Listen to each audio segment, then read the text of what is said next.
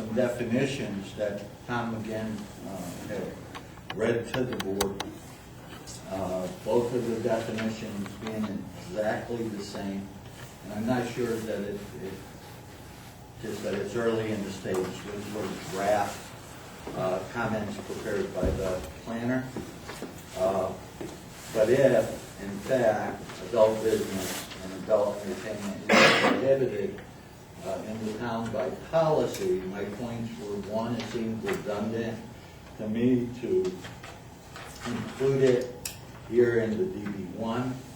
Two, if we were going to include it in the DB1, then why wouldn't we have to include it in every other zone? The second point was that I was fine with prohibiting it. I just wanted that further discussion. And then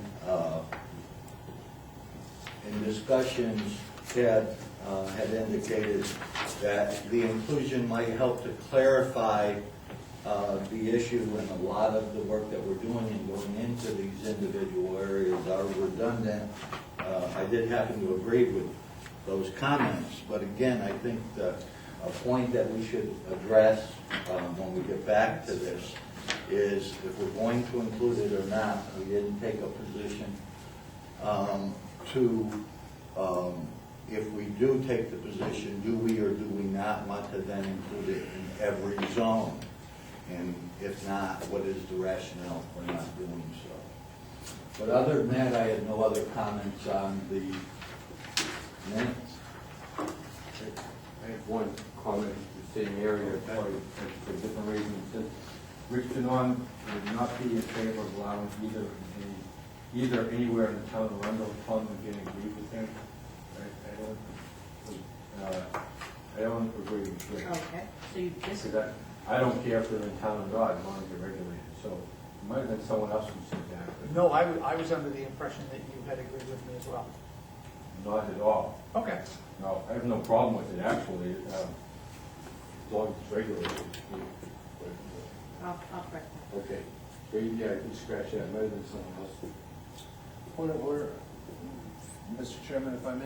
Mm-hmm. Did the secretary, were there specific changes that you were able to make to the minutes based on the chairman's comments? Do you have a clear idea of what you need to change? Yes, I do, and I can also refer to the recording as well. Okay. Thank you. Okay. So we have a motion, a second. Do we have a need to amend that motion? Yeah, I think we need to amend the motion, so I'm going to move that we accept the minutes as amended. Okay, have a now and a second. Any further discussion by any of the board? All in favor? Yeah. Okay, unanimous. Next order of business. Just clarification. Ken wasn't here to abstain. And let the record reflect that at the time, I'm sure you caught Tom when he came in. He is with us and he's able to vote on all of these things. New application, welcome back, Southern Maine Marine. Captain commented earlier, had a plan in place, seemed to move along, seems to be going well. Congrats. Pat, if there's any items that you feel that the board might need to hear, fine, otherwise I'll just turn it over to the applicant. Mr. Chairman, thank you. This is a pre-application. This is essentially a site plan sketch, or sketch site plan. I'm going through that process. The applicant is here to give a little bit more than a sketch plan presentation on what the next phase of improvements are proposed for this particular lot. I know this is still fresh in the board's mind, so we dealt with this just this past fall, or late, actually, very similar early fall. And the applicant has come back in, as he stated he would, dealing with a number of issues. One of the things that's going to be interesting about this, and I think I mentioned this in passing to the board last time, was that we're going to be looking at a shared driveway situation here for the facility. Right now, it's going to be dedicated for establishing a more, a safer access point and basically south of the existing one, closing off the existing one, which we did have some site distance issues with. And then this driveway, because of the topography on the property, will also essentially be a joint driveway with the other property. And this is ironically, this is one of the things that you folks are looking to do, and certainly in the DB1 district, is try to facilitate and encourage joint driveways and joint circulation patterns between lots. And this might be one of the first things to consider at this point. Question, would this not be a private way? No, it won't be a private way because currently both lots have access onto Route 1. Private ways are necessary for lots that don't have access on a street or a private way. These lots both have frontages on Route 1, and we do in fact allow for commercial driveways, as we did with Weirs. You remember we had commercial driveways at Weirs. Those were not private ways because, again, those were driveways to a facility that has adequate frontage, and both these lots have adequate frontage. But in the past, a road that had entrance to a facility which had frontage along the way was named as a private way. The applicant can give it a name if he so. No, I'm just saying, because Under our current ordinances, as they're currently written, this is a joint driveway, commercial driveway to a commercial facility, and will not be a private way. What will be necessary, and what you're bringing up, Marty, is a question of maintaining rights for both parcels to use that driveway. We will have to have it won't be a maintenance agreement, but we need an easement agreement between the parties, and also the same thing as a maintenance agreement in terms of who shares what in terms of maintenance and repair. So we will need that to ensure that this proceeds as it is, because this driveway will in fact be on this property. Even though this property is owned by the same parties, when they do elect to sell it, if they choose to sell this, the rights to use this driveway on this land and the rights for both parties to use this driveway should be established by the planning board. I'd also make the comment that it's up to the applicant to present what it is they feel is in their best interest, and for us to determine if it falls within the scope of our regulation. Okay. Only comments I have, Mr. Chairman. Well, my plan is, after this project is done, is to put another storage building up on the second lot. That's why we're doing all the topographical stuff. I'd like to be back here next year this time to put another building up, because of the income from this first building we put up allows me to keep a full crew all winter this year, which we never done in the past, with the work and the income from that building. And by putting that shared driveway in that we got now, and doing the proper runoff stuff that Paul's been working on, is going to allow us to be able to put another income building up, because we've had to refuse storage already for other boats. We filled the building up. Wonderful. And it's just given us a great cash flow for our business. And when this other piece gets done, we're going to end up having 2 more people working there. So we're not done doing this. I want to come back again. After this one's done, I want to come right back again and use this other lot, utilize it to the best of our ability. Then that begs the question, are you considering combining the 2 lots at some point?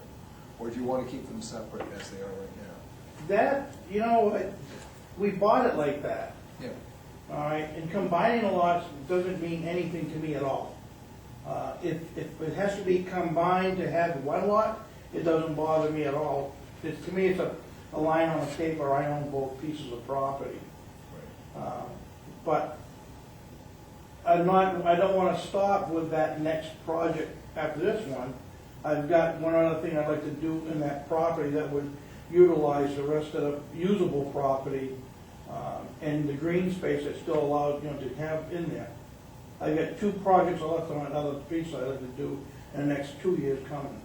After that, I'm gonna quit, because I'll be in my 60s and then some, But that's right, huh? Nothing wrong with that. Well, I'm running out of property. That's my long-term plan, so this is not like this driveway that's in there is there for a reason of being able to utilize it and coming down where this line is on this side for another project toward the back of the lot. I thought you wanted to keep them separate, just in case you. Well, I don't know, Paul, I honestly don't know about keeping them separate or making them one lot. What's the benefits, I don't know. It's up to the town, or? No, it's a business decision on your You can part. sell, you can sell half of it and keep the other half. Keep it That's separate. all gonna be your, Yeah. you two need to talk about that, Yeah, I okay. guess. That's not my But plan. this is your plan right now. If you wanna modify it before you bring in your final plan, it sounds like the two of you would wanna discuss what the future, which direction we're going. But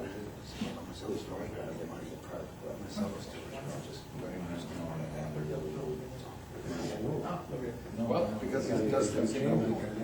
So Paul, would you like to take it away? Yes, it was my opinion, talking with Paul, that we wanted to keep these as separate lots. I mean, obviously,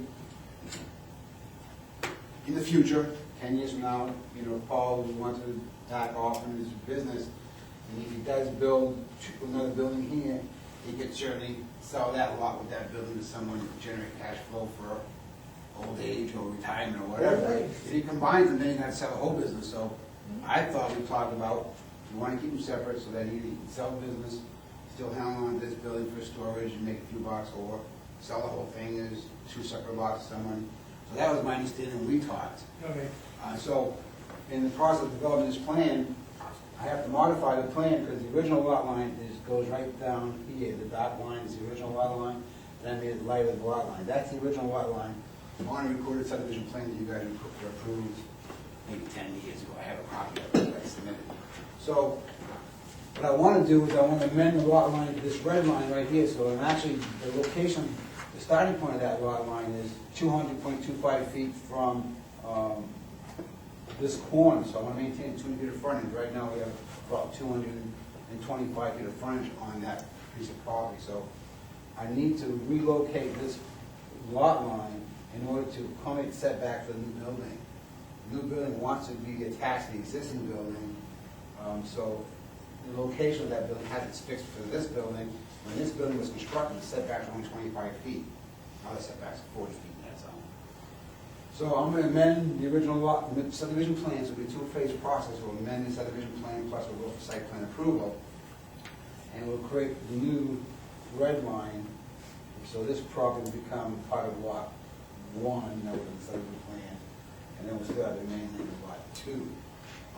With that, there'll be an access easement coming right down, right down here. This will entirely be an access easement for this lot, and there'll also be a portion of the lot I'm creating is reserved access easement for this lot. So there'll be recorded deeds saying this guy has access rights over this piece, and this guy has access rights over that piece, so they can have the access rights with the deeds. So that's primarily the reason I'm here this evening, is to see if that's something the board is okay with, because, I thought during our conversation, we want to keep these lots separate. To do that, we are going to amend the lot line so I can meet the 40-foot setback for the new structure. And then, of course, we'll share the driveway, construct a new driveway as discussed, up on the hill, which will be great sight distance.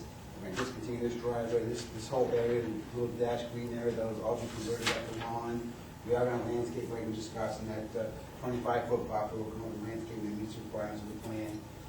We will also be providing lighting plan, obviously for lights for the new building, make sure we conform with the lighting ordinance. So, again, and then of course we'll be dealing with stormwater. I haven't dealt with stormwater yet because I wanted to kind of get a feel from the board if the layout is going to be for the concept of the select board. I'm also looking to try to bring some sort of, stormwater detention pond in this area, and then have that discharge so the overland flows back to it into the wetland. So I haven't started working on the stormwater. That's my goal, to start stormwater. And I'm glad to answer any questions before I have no project. What's the size of the building you're putting in? It's 6,500 square feet. I don't remember what the overall width and length was, but I know what that is. Length. 64 by either 94 or 104. Yeah. I think right, the dimension on it.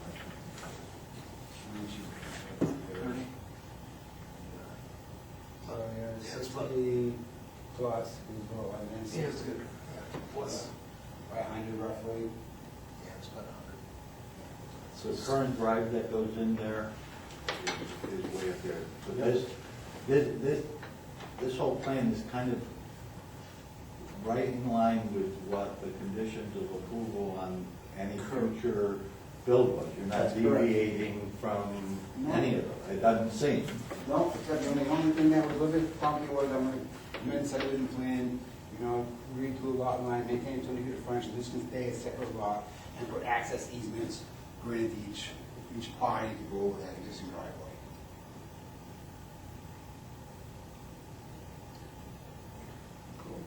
Yeah, I think other than just, that's the words in your mouth, but that agreement then is not only for access, but maintenance.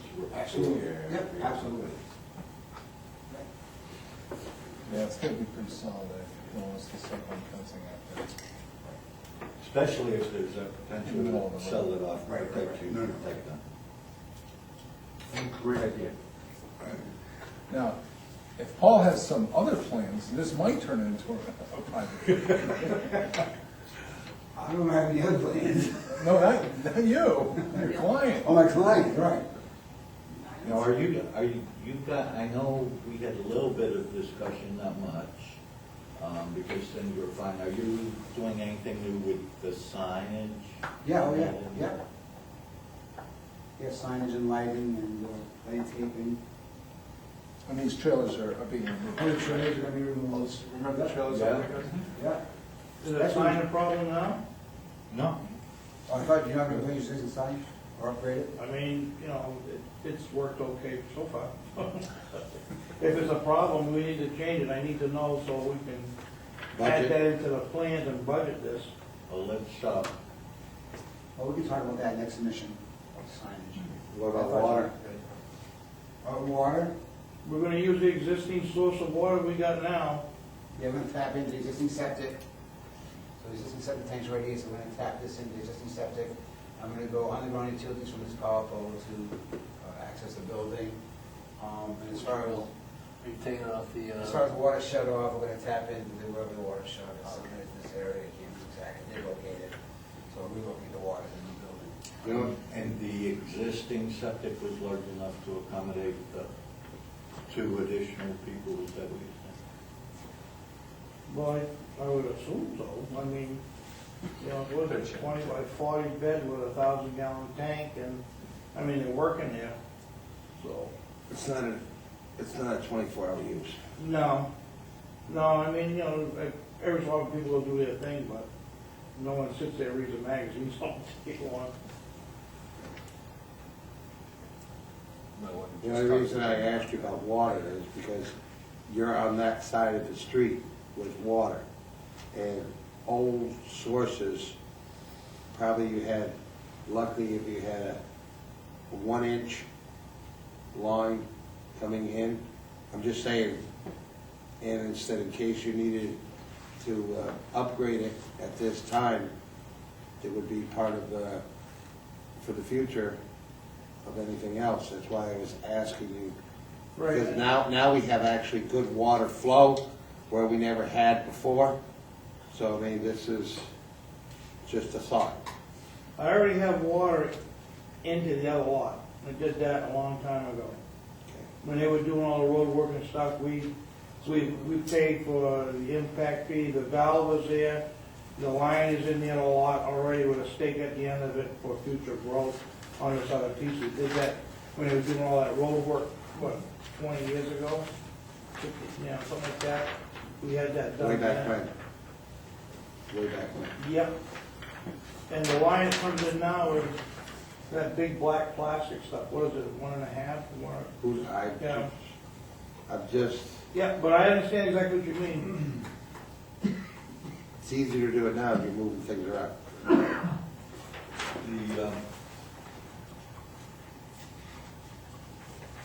Gonna be ready to have things staked out anytime in the near future? I certainly can be. Depends on the weather. Get the snowshoes? No. Certainly can be. Well, I know. After last weekend, no. We had only one member, I think, that hasn't been to the site, but I think with changes where the water's going, there was an issue before and back. We were able to resolve. It'd be nice to walk back through there again. So you'd like to set up a sidewalk, Mr. Schmidt? Well, again, I'm not sure if you're going to be able to adequately do it or not. It'll take me, you know, half a day tops. So, yeah. you know, How does the board feel? Obviously, I'm just gonna lay out center line, and I can lay out these two columns. Still have to wait for the proposal, this Yeah. is just. Yeah, I know. So, Yeah, that's what I was thinking. It's a little premature to discuss the sidewalk. by the time back, snow might melt down a little. Yeah, with any luck. Yeah, I got time to Melt go back down or in, build up? you know, March, Beautiful. and we still expect the sidewalk. I'm just curious, the small orange building there, what, is that existing now? Yes. Yeah, that's the existing That's- building. that's what That's they're- the existing, yeah, Okay. shop or sales retail, whatever it is. And the gray, that's the trailers? Just No, trying This is to- the pavement. Pavement, okay. Pavement, these are all the trailers right Yeah, here. yeah, okay. I don't have the copy in front of me. I gave you that last week. Last week? Yes, we got this last week. Oh, okay.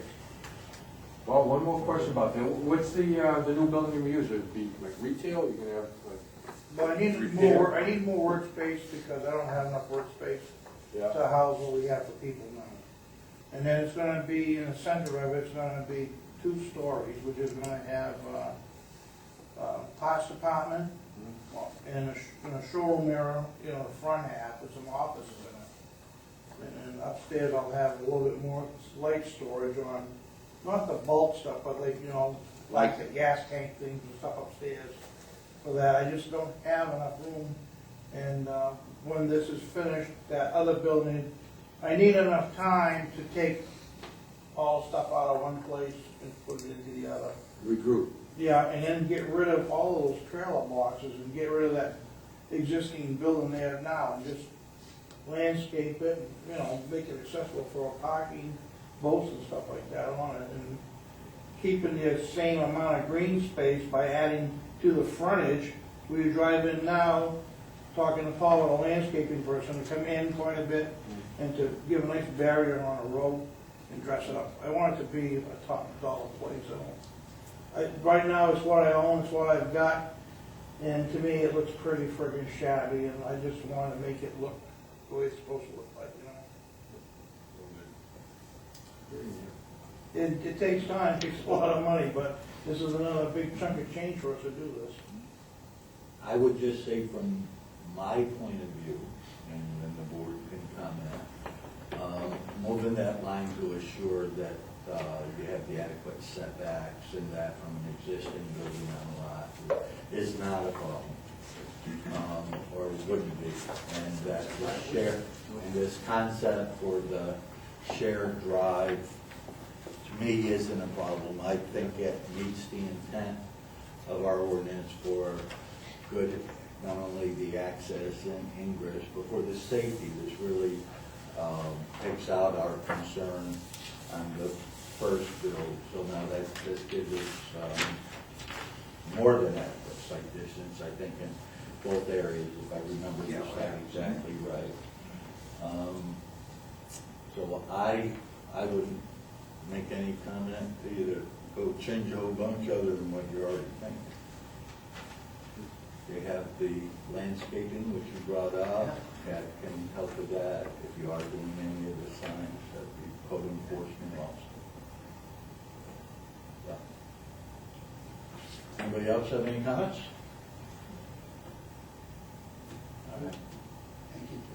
back on the agenda as soon as you can. Thank you very much. Now I'm gonna hire the architect this week, and we're gonna move forward. You guys are wonderful. Thank you for your time. Good luck.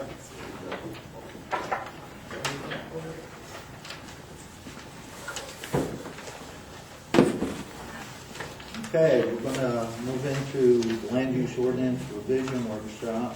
Item 1 is, again, the downtown business district, the signage design in the DB1. We'll have Ted just walk us through this. He's got some schematics and drawings and that kind of stuff for us. Mr. Chair, can I just ask a question?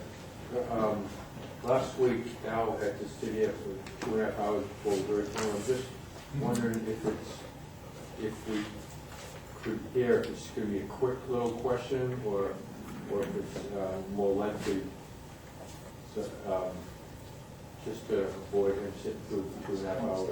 Well, no, I was just following along what you're doing on DB1, but I would like to, if I may, have an opportunity just to submit a written follow-up to the verbal comments that I raised for Bentley last week.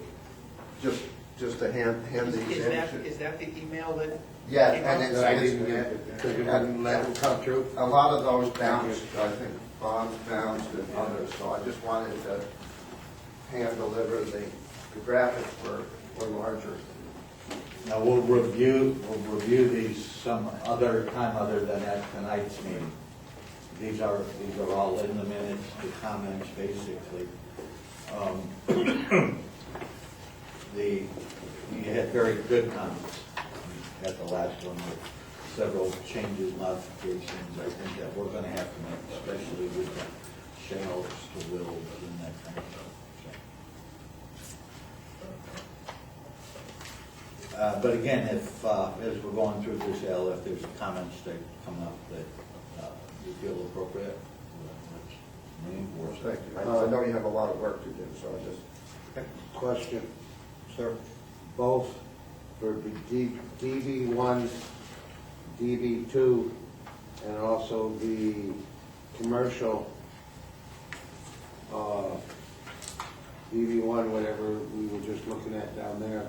One thing we have to consider along the way for future and anything else is to have adequate water or fire suppressions along the way. And this is something that we should definitely work into our plans and thoughts. That should be a part of every design review. I agree with you 100%. Well, I think to Marty's point, I think that means that we're gonna have to look at having the town sponsor some of them funny little yellow plugs that we put by the side of the road, because there aren't enough of them out there right now. Well, that's one potential. And also too, if it needs to be, also too at the same time, in the past to the present of development, because the water line is on one side of the street, we need also those funny yellow plugs, fire hydrants, on the other side of the street. Because some of us were, for business purposes or anything else, to bring water across for a safety point, if we're developing on the opposite side where the fire hydrant is, because of Route 1.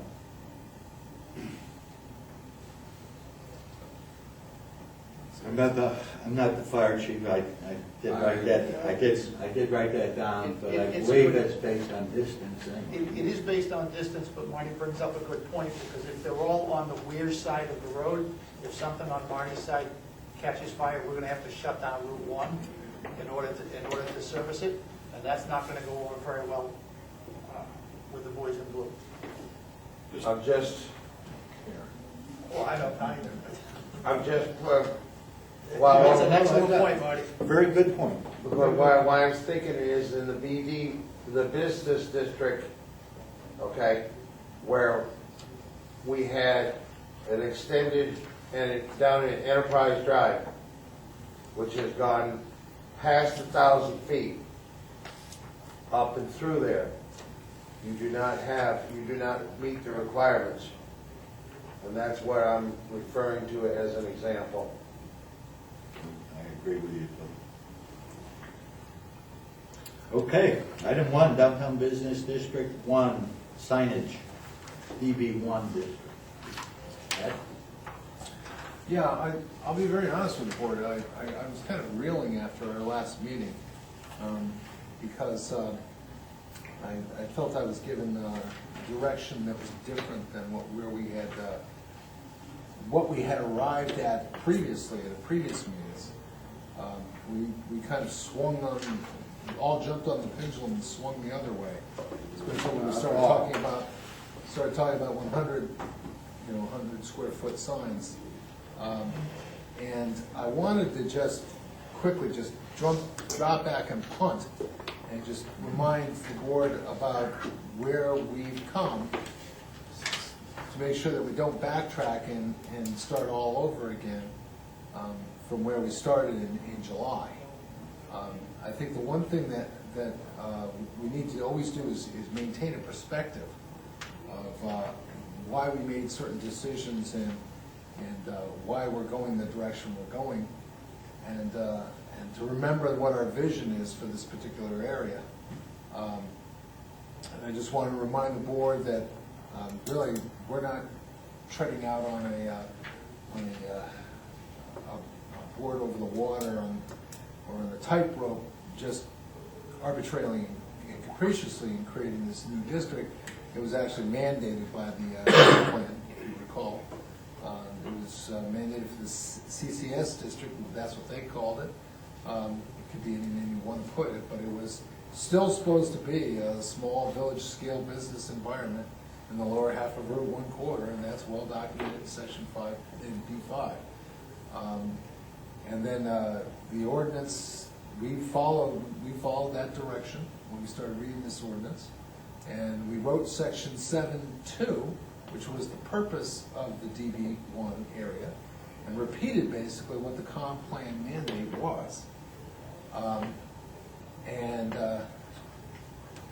think when we've gone into the detail, we've forgotten a little bit about what we were trying to do. You remember we did hand out that questionnaire saying what kind of image do we want to project, what is the image we're looking for, and unfortunately we didn't get responses from everybody on the board, but those who did put it in basically said something that was somewhere between Kennebuck and Yarmouth. There were a couple other recommendations made. So, we had a very clear idea of where we were trying to go with this. We also came up with architectural design standards. We did all in one night, if you recall. That was an amazing night. That mandated a construction that we would look like that small Maine downtown, that small Maine village. And even though we had 20,000 square footprint buildings, which increased significantly over what is allowed right now, we required that they be designed so they would break up and emulate something that looked like 22,000 square foot building. So when we're looking at, and the reason I bring this up is that we followed a progression, and we've done well on that progression. And we should be looking, when we look at signs, we want to look at signs that are going to complement the direction that we've gone with that small town kind of look, and look at our signage as being in the same kind of spirit in design and scale as the architectural standards that we're going to be requiring new businesses to subscribe to. So that's one of the things that I think we really need to do as we look at the magic number, trying to decide what the magic number is in terms of signage.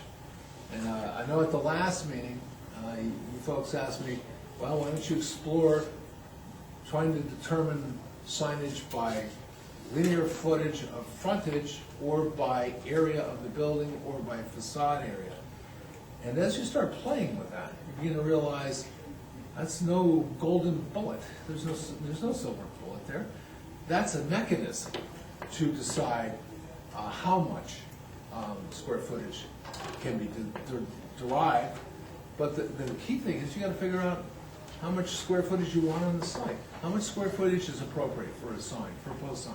How much square footage is appropriate for a wall sign? And then you adjust your standard of 2 square feet of signage per linear foot, or 25% of the facade area, or 6% of the facade area.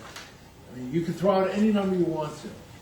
What you want to do is you want to be sure you know what your goal is in terms of signage, maximum signage area, and then you can work backwards and figure out what the standard should be to achieve that. So what I did tonight is we started looking at a few things. You had asked me to do a couple of quick drawings, and I did those for you here, real fast, on trash paper. I showed you these. You have them. And I think the important thing to look at this one was in terms of relative scale, because when we're throwing around the issue of 40 square feet, or 30 square feet, or 20 square feet of signage, you know, we kind of lose track of what that means. How big is that kind of signage? How big is a 30 square foot signage, or a 40 square foot sign, or a 100 square foot sign? And I think in that first illustration that I've provided you, with Captain Arundel Antiques and Marty's Ice Cream, you'll see that Captain Arundel, that is a 30 square foot sign. That is a simple 5x6 sign. It's got a simple eyebrow on it, it's got 2 upright posts. That's a 5x6 sign. Next to it is a 6-foot person. The sign is 8 foot tall, per your requirement that signs be no larger than 8 feet in height. So that's a 6-foot person. And you can see the scale of that sign. Now, next to it is what you were talking about before of a 100 square foot sign. That is essentially a sign that is 7 feet tall, because if we stay with the 8 foot maximum, you're going to have a 14-foot wide sign to get 100 square feet of signage. And we look again at the person who's next to it, this side, and that's the scale of the signage that would be allowed if we went to 100 square foot signage.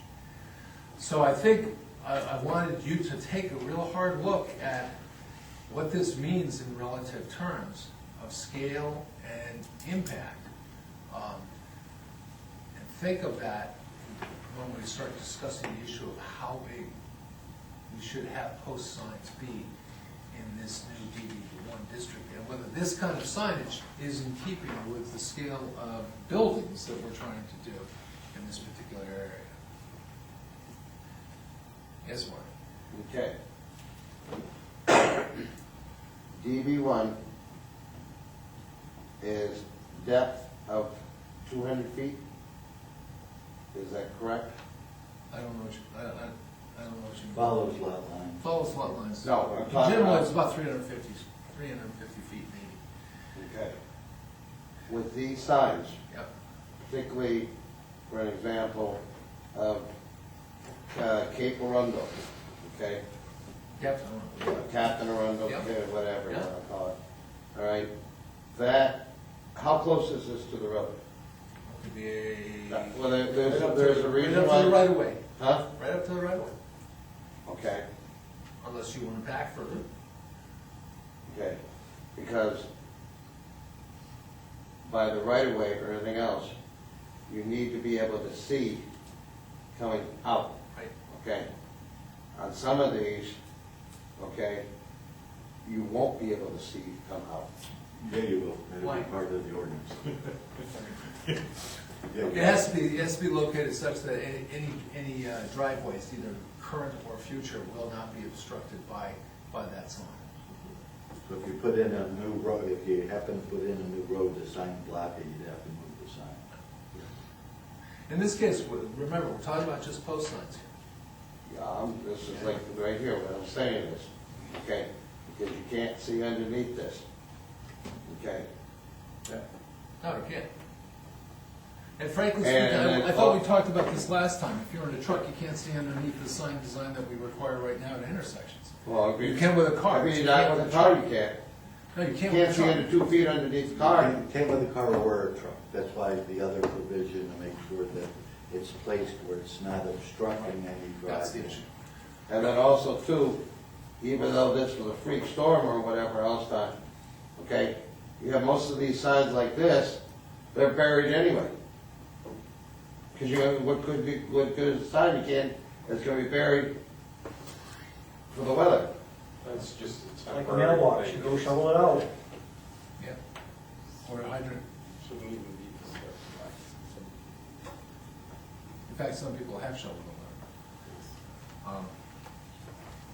So, I mean, that's an issue that, you know, that's a design issue, somebody can decide it. They said, I don't wanna shine off the sign, I'm gonna make it 3 feet, you know, that way, fine. I'm just not gonna get over 8 feet in height, I can make it wider. I can make it longer, I can make it wider, I can reduce the amount of signage, I can do any sort of thing. I'm gonna leave that design's decision to whoever the owner of the sign or the property. That's their design decision, just like it's the design decision of Southern Maine, how they're gonna set up their So if property. they're concerned about snow buildup, they Raise raise it a up. portion of the sign, maybe make it a little longer. Yep. No, what I'm saying is 8 feet, you're saying 8 feet in height, okay? That isn't enough. That was what you guys decided on.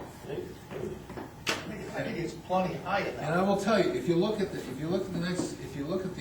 text. I'm giving you a perfect example, like my sign. Yeah, your sign's pretty high. Your sign is very high.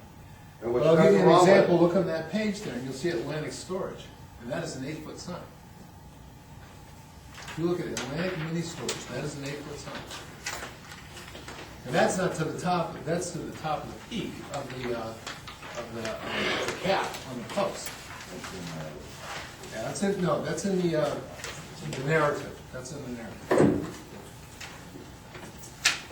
The only disconnect that I see from this, because I do totally agree, the 40 feet initially, I believe, and the board can correct me when we were looking at size of signs, we were talking post signs. The 100 feet that you were asked to look at was going to be all-inclusive of not only the post sign, but all of the building, the banners, and everything else. I didn't get that. I got a 100-square-foot sign, that's what I got from that. John said, why can't we make this simple and just give them an allowance of 100 square feet? What they want to do with their signs, Right, let them, exactly, yeah. But that would allow. That would allow 100, that would allow a 100-square-foot sign out so, there. I'm sorry? That would allow a 100-square-foot sign out there. No. We made a decision, the board, 40 feet. You were going to come back with additional information. I just want to see, again, it's my opinion. We have a 40-foot maximum for post signs.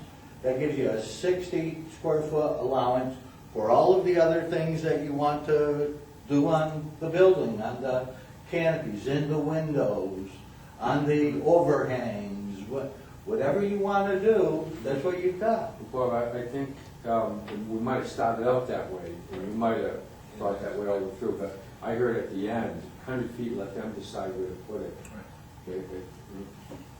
Ted's right. That's for one business? No, that's for the lot. Lot. That was 100 feet. And for even that, we lot. started And thinking, maybe they can have more. They could have a second post sign if there was, see, that's Wide that's enough. why, that's why I saw the limit on the post sign. Because we also had the discussion, not reflected, that they could potentially, if there was another ingress, I think you brought it up, Ted, if there was another roadway in, another area, there was movement in the back, that then they could have the second one. If you have this, so. Yeah, because I agree, 100 feet, 100-foot sign in that area, I mean, again, this is, yeah, I agree, that wouldn't look very well at all, I think this kind of shows that, but I guess my thought process didn't go there. My thought process was always, in what was coming back, that other 60 feet, how would that kind of look on the size of the buildings and the rest? I mean, that's how I was thinking, and I see how You could not have thought that way, I guess. Yeah, and the issue is Because that, one of the town ones, I didn't bring mine tonight, but they have the 100-foot, but they also have the limitation, this is the maximum that you can have for the post sign, this is for. that's not going better. For the other, and that, so I guess that's why my life, because I had kind of reviewed those, and the 100 feet John's proposed was kind of in keeping with that, so they had a maximum for what the post signs could be, and then the rest was pretty well left up to them. Well, I'm glad, I'm heartened to hear about that, hear you say that, because when I left that meeting, it was 100 square feet, use it any way you want to. And I apologize to you, because we were going to get together and sit down, and our schedules just haven't allowed that, because I knew you were angst, and I didn't know why, but how's the board feel? Well, I'm glad you presented like this, because I don't know about everybody else, but I don't think this is what we want. So visually, it really captures it. And I had a little concern, but it was a fine balance, like, do we get over, like, and I think John presents his case well, like, we're being over-regulating, and is that gonna encourage business? So, and I was hearing that, so I think I let it go for myself, to, where at first I was thinking, no, we don't want that. And, well, let it, it's their property, why should we say no?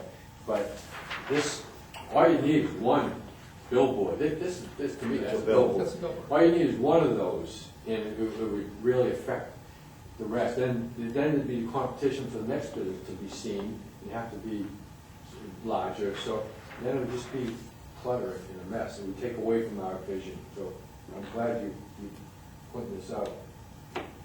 Billboards are illegal anyway. Wow, 100 feet, that's what I don't know what the Take definition. Yeah, but that's Off-site what that billboards becomes, are is a illegal. billboard. Off-site billboards are illegal. Signage on the property, the state does not regulate that.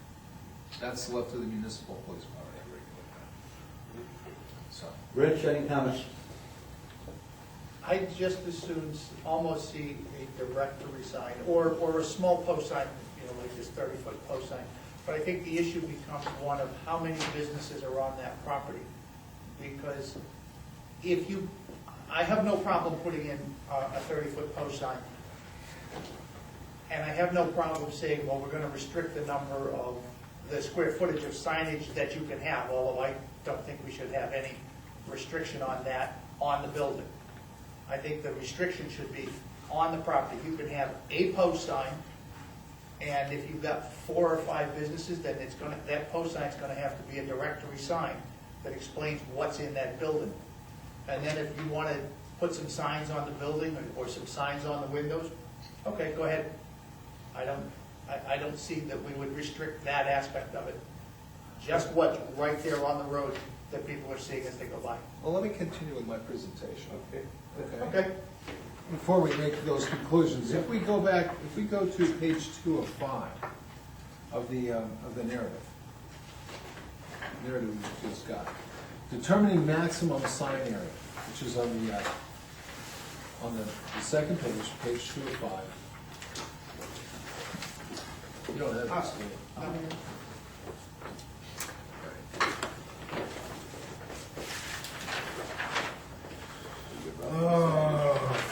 Don't I have extras of those? Yeah, would you pass this one? All right.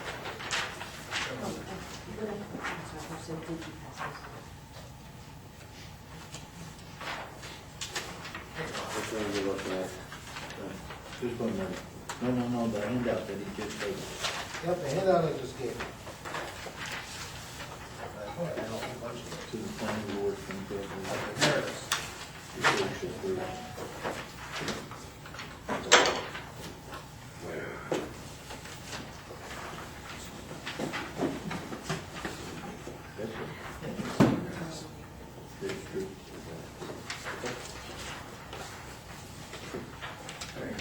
You go to the narrative, page 2. You start looking at the issue. I gave you, no. Okay? I gave you, there you go, you have it. You go to page 2 of that narrative. Just again, discussing things in relative terms, because we start throwing around numbers, you know. 60 feet here, 70 feet there. Pretty soon we're talking about real numbers. And it adds up pretty quickly. But I wanted to give you some relative scales here. Now, you know, we looked at, remember, one sheet of plywood is 32 square feet. Just one simple sheet of plywood is 32 square feet. Marty's sign is 16 square feet. It's got that sign underneath it, and that's another 4 square feet. So Marty's total signage is 20 square feet. Atlantic Mini storage is 32 square feet. Plus it's got hanging signs underneath, one of which is buried. That's about 6 square feet. Turn the page. Cushing, remember Cushing? That sign's only 9 square feet. Kennebunk Savings, the famous Kennebunk Savings Bank sign, that's 15 square feet. 100 square feet is 3.5 or 3.3 sheets of plywood. Now, when you're talking about putting things in the building, let's think of things in relative terms too. We have wall signs. We didn't talk about this. Wall signs, attached signs, projecting signs, but let's just talk about wall signs. What you put on the building, right, Rich? Okay. Now here we have an example of a multi-use office building, multi-story office building in York. And it has wall signs on it. Kind of understated wall signs, nicely done. All done by the guy who obviously is the sign maker in the first occupancy, probably the owner of the building. So I think he had that locked up. But if we look at this, and you do the numbers on this, and we look at this and say, hey, that looks pretty good. Basically, if we do the math on this, we find out that really the signable area, the amount of signs he has within the signable area is about 7% on the first floor and about 8% on the second floor. That's all. But that's their choice. That's their choice. Now, going on page 4 or 5, and we see the famous place. This is right outside of Algonquin. And you remember this was an area you didn't particularly like. This is one of those pictures you rated poorly when we went through our initial inventory of sign examples. And you're going to look at the signable area, the New Balance, the Olympia. I didn't include the window signage. The signage occupies 50% of the signable area of this area. That's 50% right there. The question is, Signable area count the windows and... no, it does not. Oh, okay. It's not, that's not signable. There's the And wall. actually, our definition of signable is not facade. Our definition that you work with right now is an area between the windows and the ground, or the windows and the floor, or the ceiling of the next area, that is without any windows. Signable area, the way that you currently look at it, is that area you could put a sign without any obstructions. So if you wanted to put a sign all the way across that front, you could. If there's a window in the way, that part is not a signable area. Now, I was looking at facade sans windows and sans trim in this area. You know, obviously, I'm not counting the columns and the columns or the pediment there. But the cornice, the big cornice there, I was including a signable area. You have 50% of that area. That signage. Now, the question you have to ask yourself is, what are we trying to do in terms of image? Now, those are banners. That New Balance is banners. The Olympia is a banner. No, actually, I think the Olympia is a hard line, but the New Balance is a banner. If those were canopies, those would be slightly under what our current ordinance allows, because we allow 40% of canopy area to be filled with signage.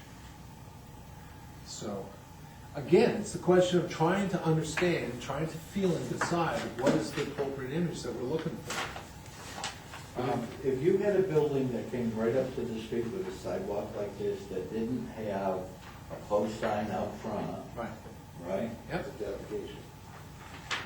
I mean, you'd want something bigger like that, wouldn't you? Yes. First of all, if I came right up to the street, well, this is a recessed parking lot. This is off Route 1, right? That's a parking lot you see in the front. They have another sign out front. They have a post sign out front in this particular case. Is that a community sign? I think it's it's basically the shoe mark or something like that. I forget exactly what the name is, I didn't get that. What was remarkable, and if this picture continued, you'd see more signage, plus you'd see the window sign. So the question is, again, it's a question of how much do you want for image? I mean, what are we looking to do? This is a 50%.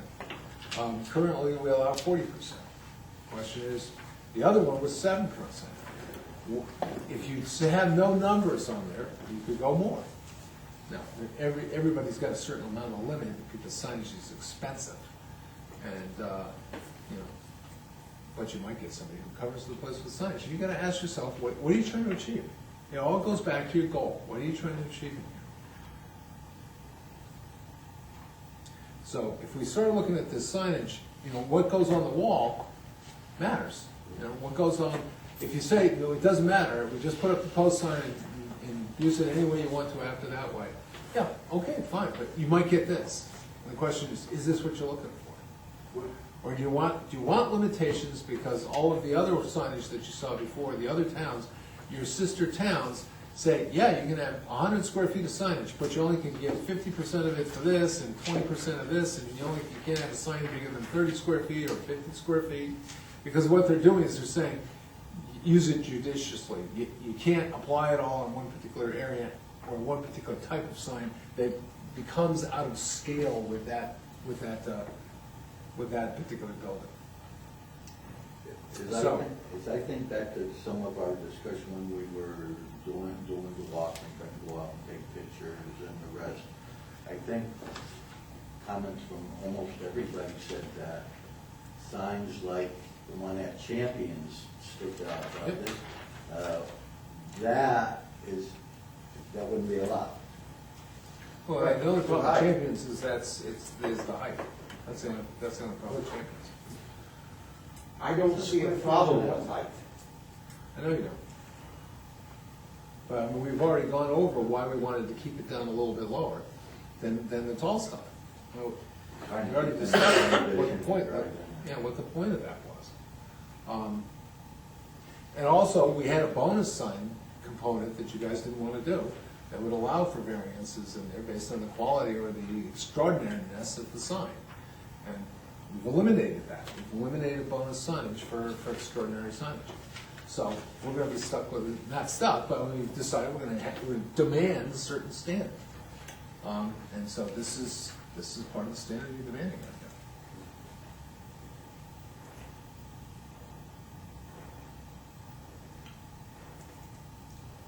I would say, in terms of height, Marty, the most effective signage that we've got usually is in the view plane of the motorist, be it the passenger or be it the driver. And signage that's over 12 feet usually isn't going to be very, very effective, especially when we get into a tighter environment like we're trying to achieve. Much better to have it closer to the road and down within their comfort zone of where they're looking, scanning the traffic. Passengers have a tendency to mimic exactly the driver's behavior as well.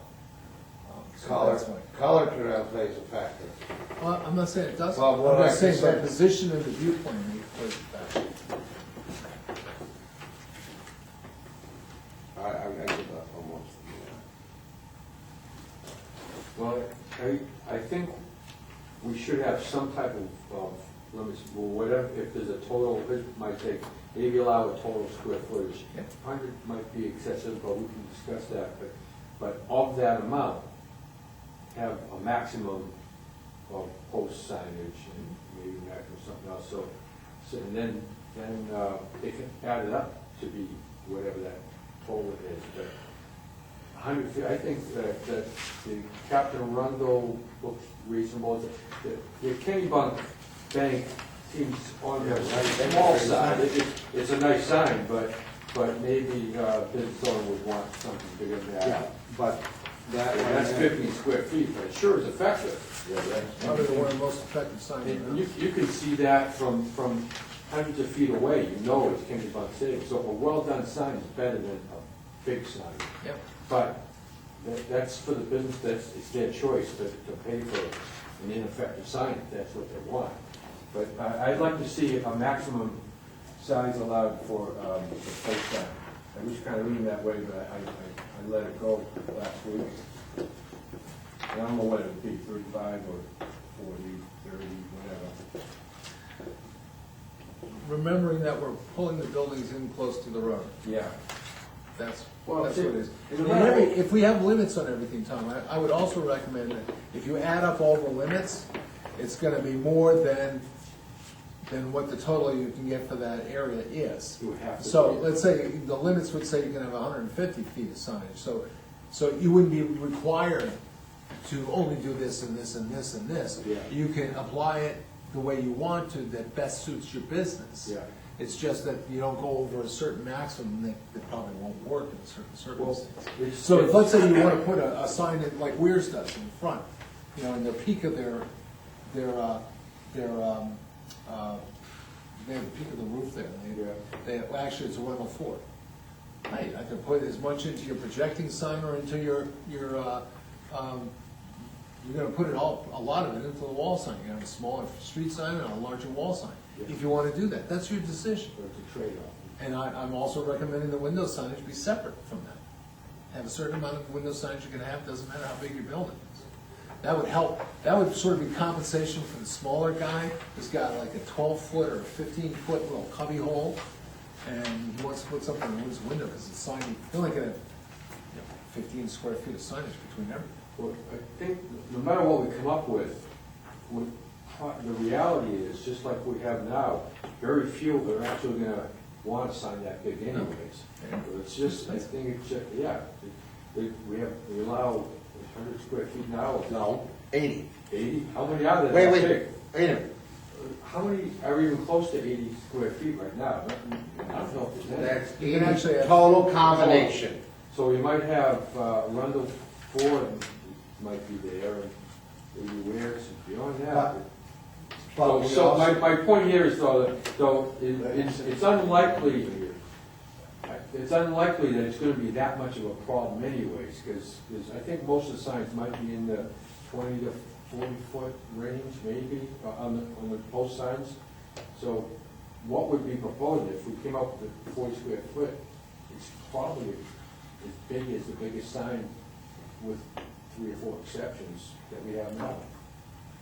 As I said, I think the biggest sign that we've got is probably VIP. That's probably our biggest, and I when tried to find the file, first of all, I can't measure up there, it's so big. My tape measure wouldn't stay.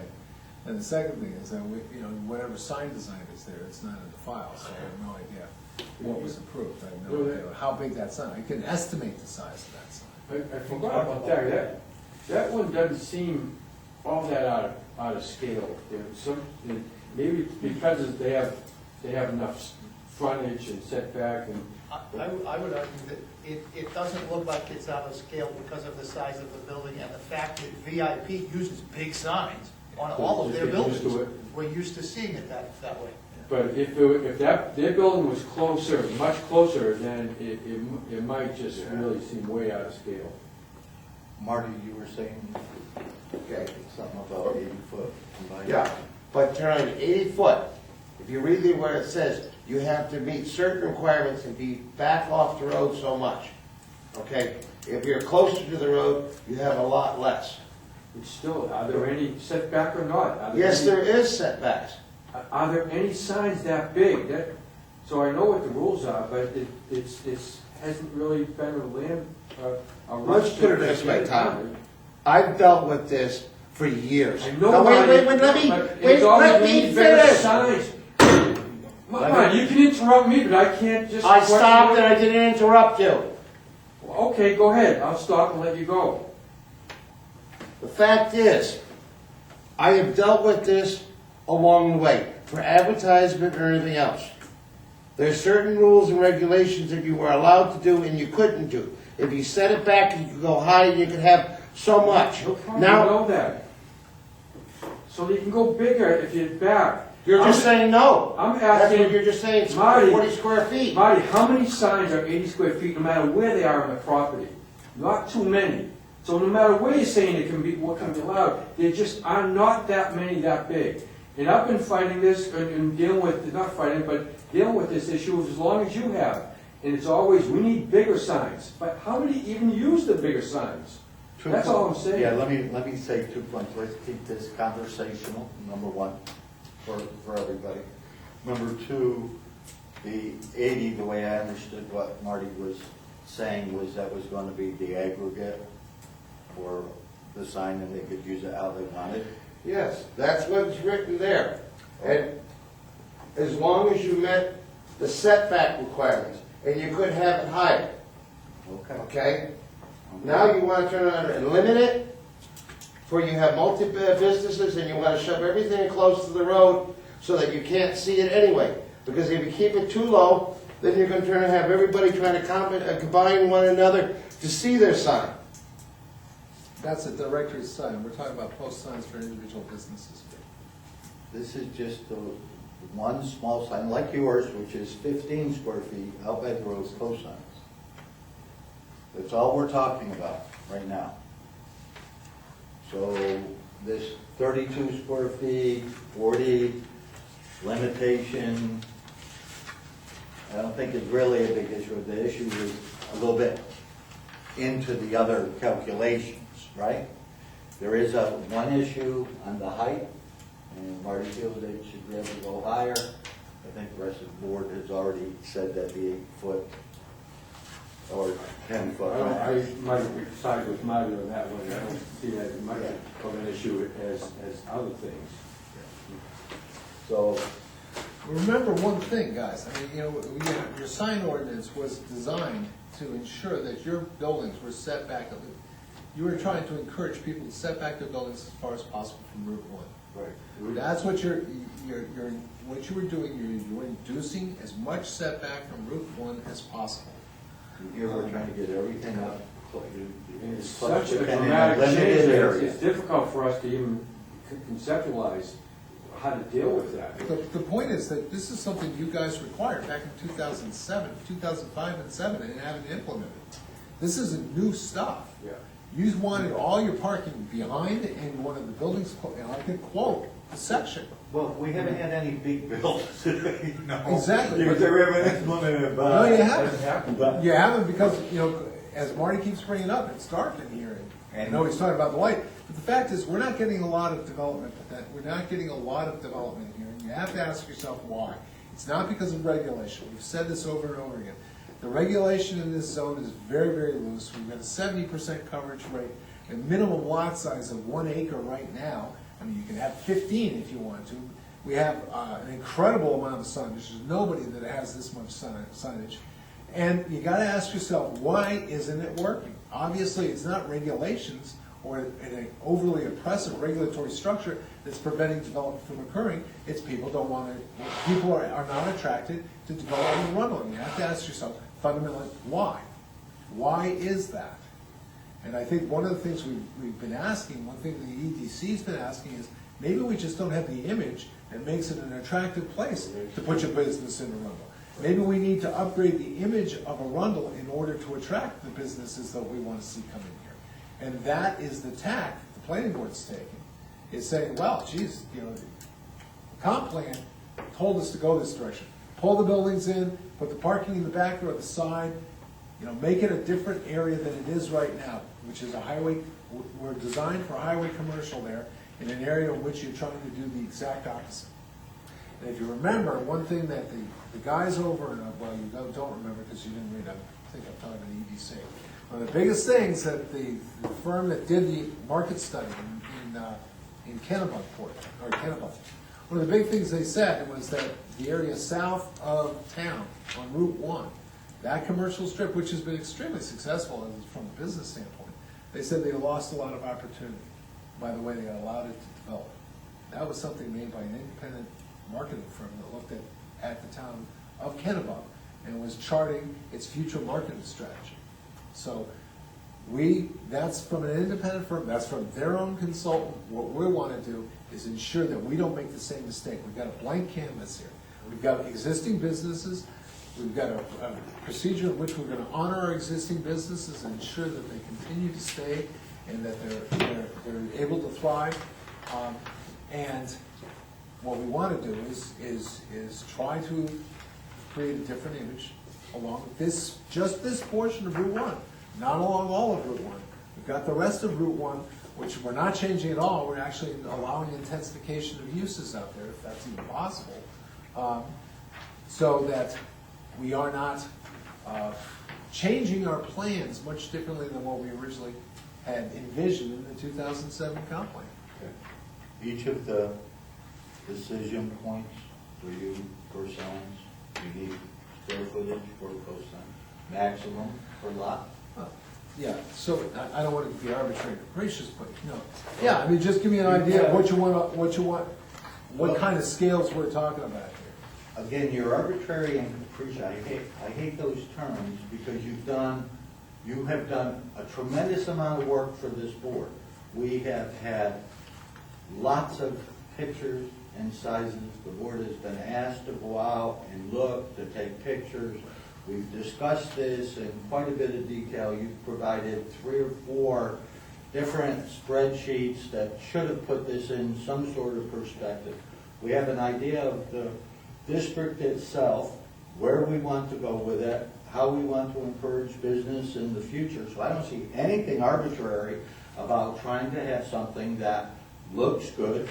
The traffic study, another one, and the Kona site and everything. There's a lot of information. If we as individual board members start to absorb that, that's not arbitrary. This is how does this come in. It's not capricious because it should be thought out. How do you see this going? How do you think things are going to be looking well? So the decision points from all of the information that we have, again, to me, leads me back to part of this 32 to 40. We had said 40. I'd almost go back now in my mind after the discussion tonight, even smaller. I know that angst Marty, but that's still over twice your sign. So about the 32 feet. I still think the rest, Rich's point, if we have that max of 100 on the lot or 80, as Marty's saying, I'd be fine with the 80 and let them then do whatever they want with that other difference, if you will, either between the 32 or 40 and 80 or 32 and 40 and 100, which ought to get us most of it. It would leave us with the entry big signs, marquees, whatever. Well, I was sitting here thinking that if you have one business on the lot, then you're going to end up with a 30-foot post sign similar to Captain Arundel. And you're going to end up with a fair amount of signage for that business on the building. But if you've got a multi-business facility, you're going to end up restricting the amount of signage that each one of those businesses has. If we say you can have 100 square feet of sign on the lot, I've used 30 of it on my post sign, I've got 70 left. Well, if I've got 6 or 7 businesses, I'm restricted to 10 to 12 feet per business. I think it would make more sense to say, this is the size of the post sign or the directory sign that you have out at the front, and then each business can have 25 or 30 square feet of signage. Regardless of the size of your business, that's what each one of the businesses is going to get, and then they're going to have a sign out in front that advertises where they are. Which you've advocated for before. So the directory, sign, as I kind of said, that becomes kind of critical. Yep. Yes. You know, because I agree with you. The directory sign becomes the critical point. This maximum, that would be for every, so if you had 4 businesses, even, 10 square feet on one of those per, but it's still a good sized sign. I know the signs. But then that becomes another directory sign. So post signs are primarily for those individual businesses. When you go to multiple businesses, so individual business, in my mind, can have the post sign. Right. You go to multiple businesses on the same lot, then they have the directory sign, and they don't have the post sign, and then they use the rest how they see fit in the building. And I think we'd be in concert. We'd be close. Now, you said a lot. What size lot are you saying? 1 acre lot? No, I'm saying a lot. Yeah, but what, I mean, let's Marty, yeah, but no, hang on, let me explain. I don't care if it's 1 acre or 15 acres. I'm talking about a lot.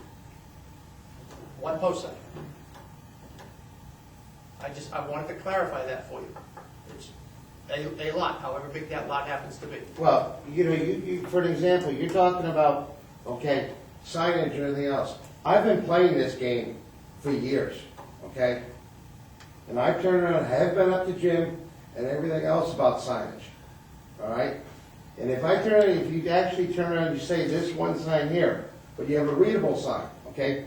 That's another 4x8, which is another 32 square feet. And it had another sign that I wanted to put up, which I was told I couldn't because I couldn't light it or anything else. That was another 36, okay? So just saying, one picture here of showing this one, and then you want to come back and restrict it and say, well, by height and everything else, what are you trying to do? No, he's saying you can have this out front. That's what I'm saying And I'm that- saying building on top of it. Yes, and that's what he's saying.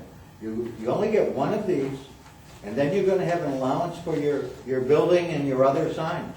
But I have 3 other properties there. Okay, and this is all related to the one business.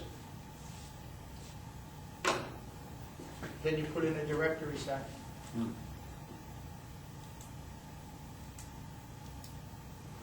Your thoughts, Mr. Redway? Well, I think we're getting down to it, and we're coming into alignment with our neighbors in terms of how they struggle with this same question. And they're basically say pretty much the same thing. They say that, they say you can have 2 freestanding signs and 1 wall sign. Well, you know, it gets very complex. I mean, but they do it based on either square footage or facade area. Square footage is probably fair.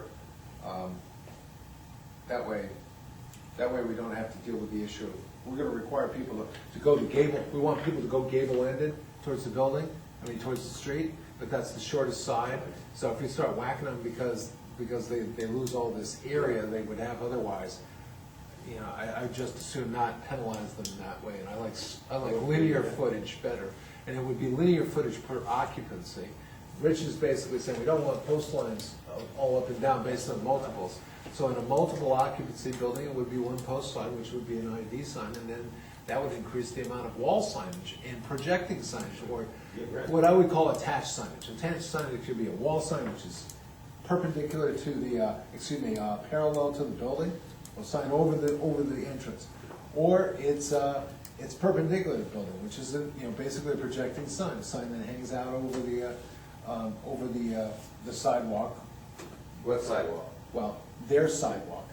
If they build one. If they build one, their sidewalk. And you can see it, basically it's a line towards the flow of traffic, or towards the flow of pedestrians. They choose, so I think we should go with the linear square footage, because I think that's probably gonna be the most fair way of doing it. Would that be linear just along the front or? Along the front, yeah, along the front that's facing any public street or driveway. I think that would be it. Because if you have an L building, and remember, one of the things that we're doing in this district, we're really trying to encourage is we're trying to get that village thing up front and then get people to build in the back. When we get we've got to get people to build in the back too. Because that's why we're opening up all that area back there. That's currently, we're doubling the size of what was the CCS district. We're increasing that area significantly. And you remember why? Because we've got better land there than we have up in the BI district. And a lot of it, and the object is to get people to start building behind. And so consequently, I would say that we're gonna have driveways that go back, and when a building is L-shaped, they should also be able to put signage, get signage frontage on that driveway or that road that goes behind. So that's why I like linear. I like going along the edge, facing a driveway, a public driveway or public street. Or parking lot. If it's an It should be entryway. a parking lot, yeah. Or if it's, absolutely. a lot of these, if we're Absolutely. encouraging that to the back, a lot of these businesses, if you go to Freeport, even some of the ones that are off on the street and you pull in the back, they have nice signs at the back entry or back door. Yeah, well, look at Hanford, just look at the Hanford Plaza. Now think of Hannaford Plaza having multiple, the other one would be better, would be the next plaza down. Where they do, those guys would not have signage unless it was facing a parking lot. And some of them have very limited amount of signage, some of those occupancies. This would be based, so it'd be linear footage based on the frontage on that parking lot, or frontage on that public street. So that gives the smaller guy, the guy who's got like a 300 or 500 square foot occupancy, signage. Whereas if we don't do it that way, we won't get it. So I want to do it by, when it comes down to multi-occupancies, I want to do it by occupancy. Also because, quite frankly, can you imagine the regulatory nightmare of having to have the owner of that facility come in every single time and allocate signage for the whole facility? I don't want to get involved in that. Jim doesn't want to get involved in that. It's just a regulatory nightmare. So it's based on the occupancy and not on the whole building. So I'd like to do a linear frontage in front of the occupancy. Anybody have? Well, see, I'm thinking, that's not bad, but I'm also thinking it's something different, that let the business property owner decide how to divide the amount. And if a tenant wants a sign and he says, sorry, I already have a sign, the tenant's gonna just move on. And I think he'd be a smart business owner by making it easier for and what I think would be easier, rather than each occupant coming in and would they need a permit for, because it's their sign based on their occupancies? That's what happens now. Or would it be, okay, I'm thinking maybe better for the property owner to handle all that. Right now, it's based on the property, Yeah. okay? Right now, in the town of Arundel, we base it on the property. And does that become a problem if there's? Of course it does. It can be, yeah, it can be. Usually, the occupancies we have, it's usually not that hard, and we also have an extremely liberal sign ordinance, so we never really run into it very often. I mean, we have a tremendous amount of signage you can put on your property. So, I'd like to continue that, especially with the back lot, or the back portions section, by doing it by occupancy. And look, if the property owner wants to do it themselves, I mean, we already have a provision, I certainly would like to continue that provision, that if you have a multi-occupancy building, or a multiple building site, and you come up with a common scheme of signage that's consistent for all of the occupancies there, or for each of the buildings there, and that common scheme is reviewed by the planning board, they can get 25% increased amount of signage. So maybe you get your total that you could have, something like that. increase it by 25%, so it's an That would incentive. work for me, because what I'd be concerned with is the, getting between the business itself and the property owner. Maybe the property owner doesn't want that type of sign, but that business owner is coming to the town for the permit, yet the business owner may not want that, and we're in between the property owner and the business owner. That could occur, Tom, but in most cases, the property owner usually leaves the tenant to their own devices. And I think you addressed the issue, if you're gonna restrict me from the kind of sign that I wanna have, I'm not going into your property. I'll go to the guy next door. So that answers my question, good. One more question, as far as linear feet. If, let's say it's a 50 by 100 foot building, so we have 150 square feet, let's say, can that all be on the front, or does it have to be on the side that the measurement was taken from? Say that again, I'm sorry. So we have 100 foot length on one side, 50 on the other, both facing a corner road. Can we have 100 square feet on one side, 50 on the other, or can all 150 be on the front? Well, if we go up to a maximum for the lot, For the lot, okay. or a maximum for the building, And that's, they can decide where to place it? well, usually it's proportional. I mean, it would be 100 feet, let's say it's 120 feet. Yeah. You're gonna have one square foot of signage for each linear feet of foot of building, up to X number of square footage. Yeah. Up to 100, let's say. On each face. On each face. I'm just thinking about that at my office space. Dan, My you- office building is 64 feet long. Yeah. I don't have 64 feet of space I could put a sign on. It's full of windows. See, that's it. Well, see, the thing is, the reason why that could be a problem is your design standards require fenestration, which is gonna have a lot of windows in it. Yeah. Dan, did you have a comment? Yeah, when you started talking about directory signs, are you talking something similar to what they have over the Rumble Pool? Yep. That's a direct sign. Right. I mean, that type of sign, I think it's, if you're gonna have an individual property, then a post sign, and especially if in this zone, you wanna bring people closer. If you do that, that's gonna slow people down automatically all in itself. And, you know, you start having big signs, you're gonna block some of that view. Now, for Marty's, you said you got 3 buildings, right? Or Yeah. So what, are those 3 separate businesses? They have been, yes. So what are those, are they part of MMJ Garage, or is one MMJ Garage? No, that's one, it's. Just a it's- question. No, I'm trying to answer you without biting, okay? That is all one property, okay? Existing businesses are there, okay, with different addresses. Okay, so, With- I'm just trying to understand what you want. I don't know. So what are the businesses that are there? We turn out, in the past, we have a doctor's office there, okay? I've turned out and had, a heating company there, and there's myself, and I'm the one who's the farthest one back, okay? So, to me, that leads to a directory sign.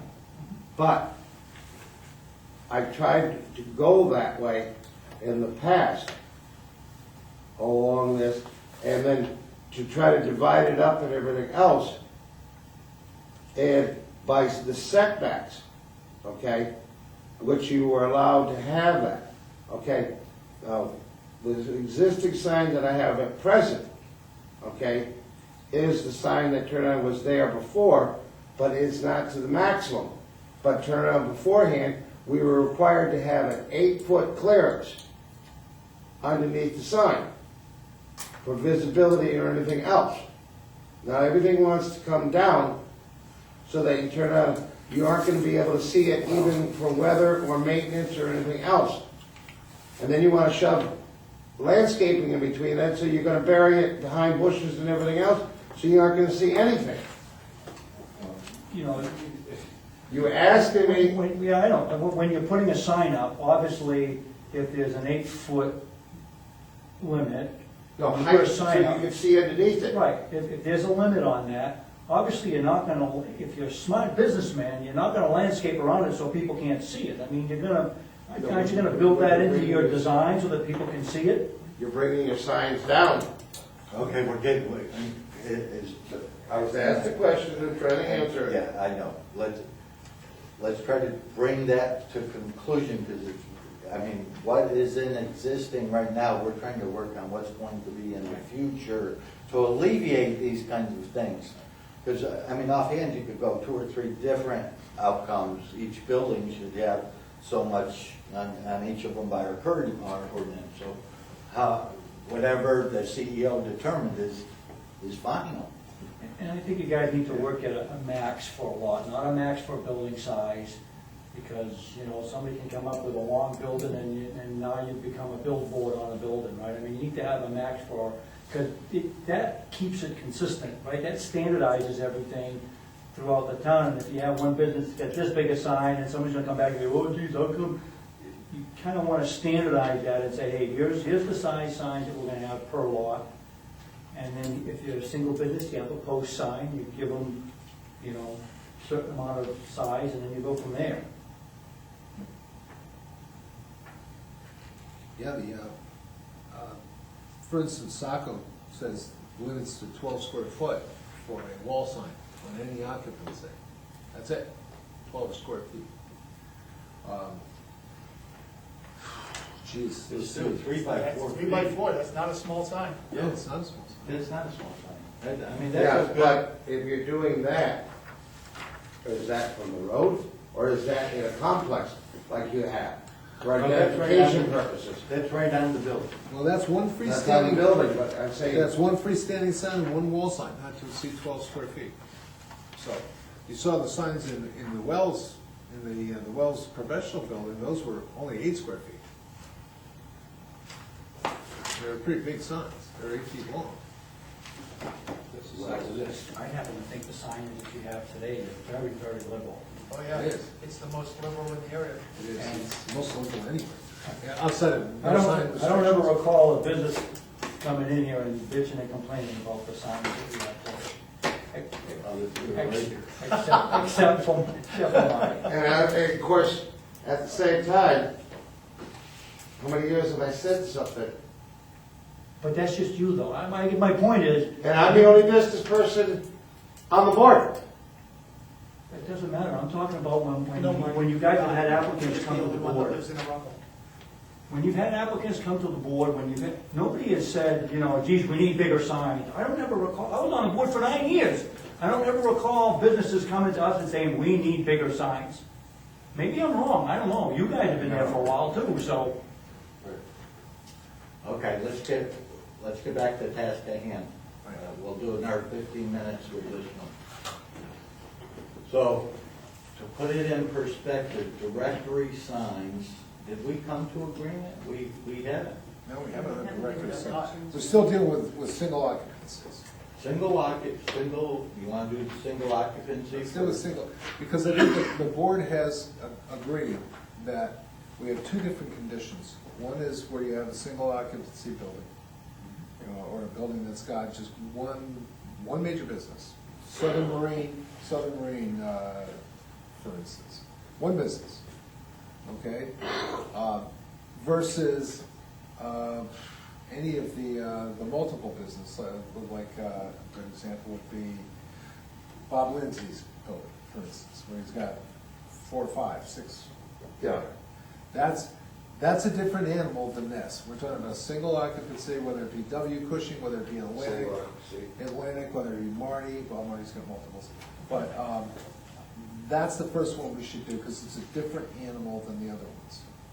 Now we're hoping we get into the multiple occupancy problem because that means more business. So, the Atlantic storage one, Marty, and the second one, that's a 32 square foot, right? Yep. Single one. That's a single. That's a single So, occupancy. so if